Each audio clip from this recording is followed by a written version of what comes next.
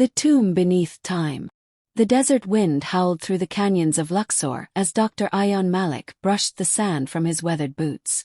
A seasoned archaeologist with a PhD from Cambridge and a taste for unsolved mysteries, Ayan had followed whispers and forgotten maps to this precise spot, an uncharted void between ancient monuments and unbroken silence. This wasn't his first dig, but something about this place pulsed beneath the surface like a second heartbeat. "Doctor, we've found something," called Amal, his research assistant, holding up a cracked piece of sandstone engraved with symbols no one could decipher. Ayan approached slowly, his eyes narrowing as he examined the slab.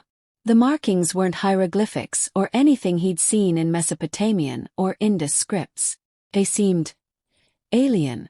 Within hours, the team unearthed the mouth of a tomb sealed in stone, undisturbed for thousands of years. The entrance bore no name, no pharaoh's claim to divinity. Just a spiraling symbol carved deep into the arch, like a galaxy spinning in place. As Ayan descended the narrow shaft into the earth, a heavy stillness pressed against his chest. The air felt unnaturally cold. Torchlight flickered against walls painted with murals of tall, luminescent beings offering spheres of light to kneeling humans.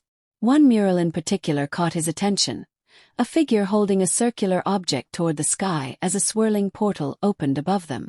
In the tomb's heart, Ayan found a stone pedestal, and atop it sat an object unlike anything he had ever seen.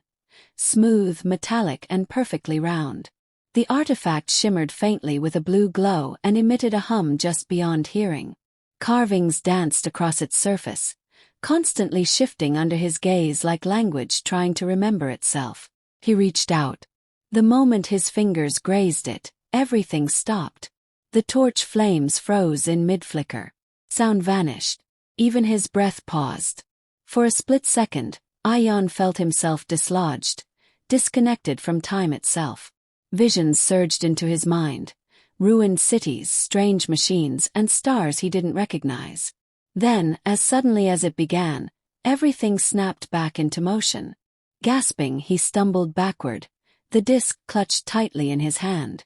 What is this?" he whispered to no one in particular. That night, as the team celebrated the discovery outside the excavation tent, a deep vibration rattled the ground. Lights flickered. Then every electronic device, sat phones, GPS, even wristwatches, went dark.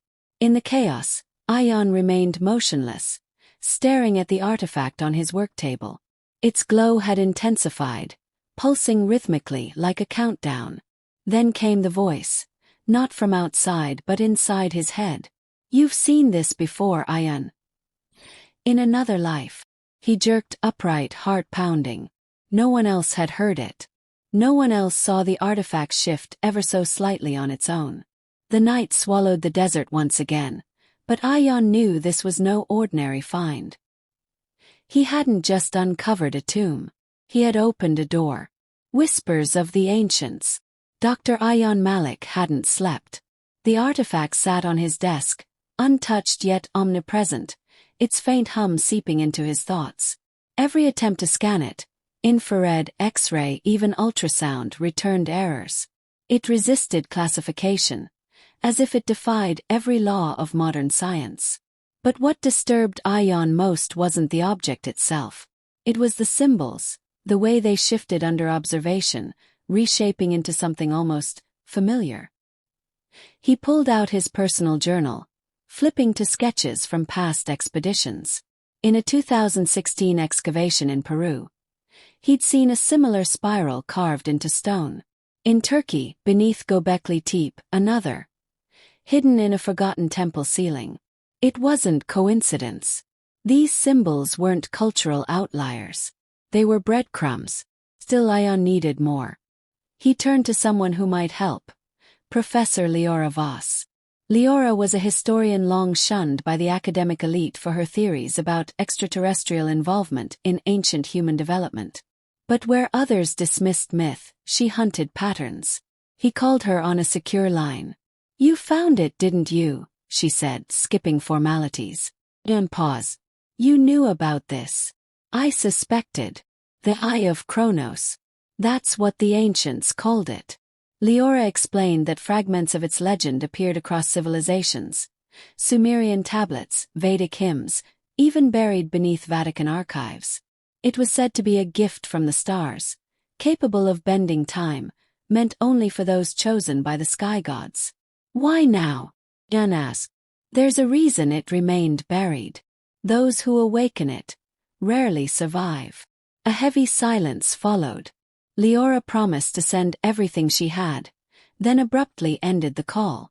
The next morning, Ion received an encrypted file, a trove of lost manuscripts, decoded glyphs, and testimonies from long-deceased scholars. One phrase repeated across continents and centuries: when the eye opens, so too does the gate. Later that evening, Amal burst into the tent. His face was pale, hands shaking. "Someone's been here," he whispered. "I saw them. Watching." Security footage showed nothing. No footprints, no shadows. But the artifact was no longer on the table. It was in Ion's tent beside his bed. He hadn't moved it. That night, he dreamed of fire raining from the skies, cities swallowed by oceans, tall beings with obsidian eyes walking silently through ruined temples. When he awoke, his pillow was damp with sweat, and the whisper returned. "Eclipse is near. The path will open." He couldn't dismiss it any longer. This wasn't an artifact. It was a key. Ion gathered his notes, zipped the encrypted file into a portable drive, and booked a ticket to the one place mentioned in every ancient reference: the Himalayan temple hidden beyond the borders of recorded history. He didn't know what waited for him there, only that he had already begun a journey that would not allow turning back. The time gate. Snow crunched beneath Ion's boots as he climbed the final ridge.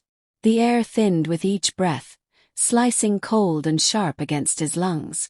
Towering pine trees gave way to a narrow stone path that wound toward a hidden monastery carved into the mountainside. Silent, ancient, and untouched by time. This was the last place mentioned in the archives Professor Leora had sent, the Monastery of Aeons. As he approached the entrance, a weathered monk appeared without sound. His robes fluttered gently in the mountain breeze, and though he looked nearly 80, his eyes burned with unsettling clarity. "You carry the eye," the monk said in perfect English. Ion hesitated, then pulled the artifact from his satchel. The moment it emerged, the air around them shifted, denser, charged. "Come," the monk said, turning toward the monastery. Inside, the stone corridors echoed with distant chants. Walls were inscribed with constellations unfamiliar to modern astronomy. Ion followed in silence until they reached a vast circular chamber at the temple's heart. In the center stood a large ring-shaped structure, metallic yet organic, like it had grown from the stone rather than been built.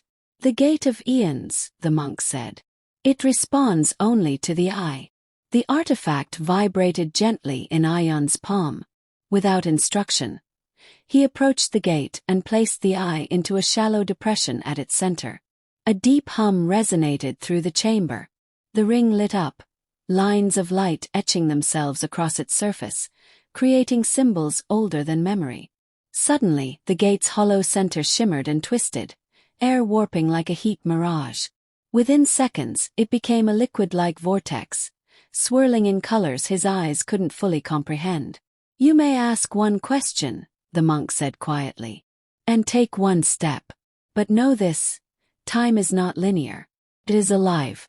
Every action births a consequence." Visions slammed into Ion's mind like tidal waves. He saw ancient cities rise and fall, wars sparked by words unsaid. A young child dying in a war-torn street, then that same child smiling in a different life, spared by one small decision. He saw himself as a boy, then as an old man standing alone atop a ruined city. He stumbled back, overwhelmed. "What is this?" he gasped. "The truth," the monk said.